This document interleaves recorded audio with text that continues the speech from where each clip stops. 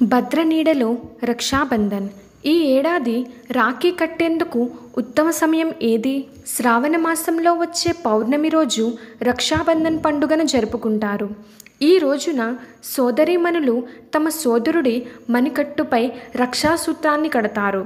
అన్నా చెల్లెళ్ల మధ్య ఉన్న శాశ్వతమైన బంధానికి ఇది ప్రతీకగా నిలుస్తుంది. అయితే ఈసారి రక్షాబంధన్ రోజున భద్రఛాయ ఉంటుంది.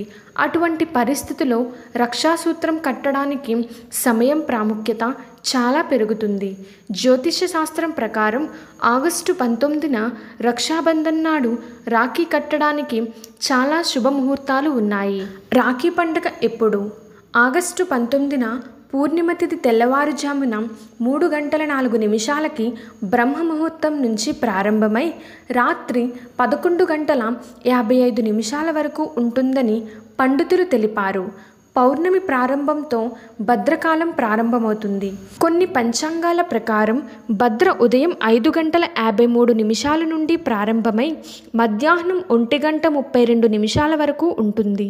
భద్రకాలం ముగిసిన తరువాత సోదరీమణులు రక్షాసూత్రాన్ని సోదరుని మణికట్టుపై కట్టవచ్చు. శుభయోగాలు. రాఖీ పండుగ రోజు మధ్యాహ్నం 1:33 నుంచి రాత్రి 10 గంటల వరకు కట్టవచ్చు. రక్షాబంధన్ నాడు 3 శుభయోగాలు కూడా ఉన్నాయి. వీటిలో శోభన్ యోగం రోజంతా ఉంటుంది. ఉదయం 5:53 నుండి 8:10 వరకు రవి యోగం, సర్వార్ధస్థితి యోగం ఉన్నాయి. ఈ కాలంలో నిత్య పూజలు మొదలైనవి చేయవచ్చు. ఆగస్టు 19న తెల్లవారుజామున 3:07 నుండి పౌర్ణమి ప్రారంభమవుతుంది. దానితో పాటు భద్ర కూడా ఉంటుంది. ఇది మధ్యాహ్నం 1:34 వరకు ఉంటుంది. రక్షాబంధన్ సమయంలో భద్రుని నీడ ఉంటే రాఖీ కట్టడం సరికాదు.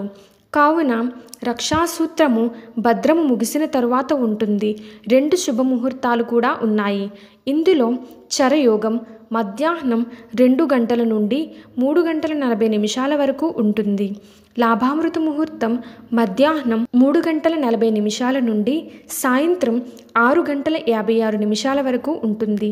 ఇది చాలా శుభప్రదమైన క్షణం. భద్ర నీడలో ఎందుకు కట్టకూడదు? పురాణాల ప్రకారం భద్ర సమయంలో శూర్పణఖ తన అన్న రావణుడికి రాఖీ కట్టింది. అందువల్ల రావణుడి వంశం నిర్వీర్యమైంది. అందుకే భద్ర సమయంలో రాఖీ కట్టడం శ్రేయస్కరం కాదని అంటారు. అది మాత్రమే కాదు, ఈ సమయంలో శివుడు ఉగ్రరూపుడై తాండవం ఆడతారని అంటారు. ఈ సమయంలో చేసే ఏ శుభకార్యమైనా చెడు ఫలితాలు ఇస్తుందని నమ్ముతారు. భద్ర సూర్యభగవానుడి కుమార్తె శని సోదరి. బ్రహ్మదేవుడు ఆమెకు కాలంలో ఒక నిర్దిష్ట సమయాన్ని ఇచ్చాడు. అదే భద్రకాలం. ఇది అశుభమైనదని పిలుస్తారు. పూజా సామాగ్రి జాబితా. రక్షాబంధన్ రోజు సోదరుడికి రాఖీ కట్టేందుకు ముందుగానే తాళి సిద్ధం చేసి పెట్టుకోవాలి. అందుకు కావలసిన పూజా సామాగ్రి జాబితా ఇది. ఇందులో అక్షింతలు, రాఖీ, స్వీట్లు, కుంకుమ, హారతి ఇచ్చేందుకు కర్పూరం వంటివి తప్పనిసరిగా ఉండాలి. రక్షాబంధన్ పండుగలో రాఖీ అత్యంత ముఖ్యమైనది. పూజా తాళిలో రాఖీ ఉండటం చాలా ముఖ్యం. రక్షాబంధన్ రోజున సోదరీమణులు మొదట సోదరుడి నుదుటిపై తిలకం వేస్తారు. అందుకోసం కుంకుమ ఉండాలి. హిందూ మతంలో ఏదైనా శుభకార్యానికి ముందు తిలకం పెట్టే సాంప్రదాయం ఉంది. తిలకం పూసిన తరువాత నుదుటిపై కూడా బియ్యం పెడతారు. దీనిని అక్షత్ అని కూడా అంటారు. రక్షాబంధన్ రోజున పూజ పళ్ళెంలో బియ్యం ఉంచండి. రక్షాబంధన్ రోజున సోదరీమణులు కూడా తమ సోదరుడికి హారతి చేస్తారు. హారతి చేయడానికి దీపం అవసరం. అందుకే దీపాన్ని పూజ తాళిలో ఉంచండి. రాఖీ కట్టిన అనంతరం సోదరీమణులు తమ సోదరులకు స్వీట్లు తినిపిస్తారు. పూజ తాళిలో స్వీట్లు ఉంచండి.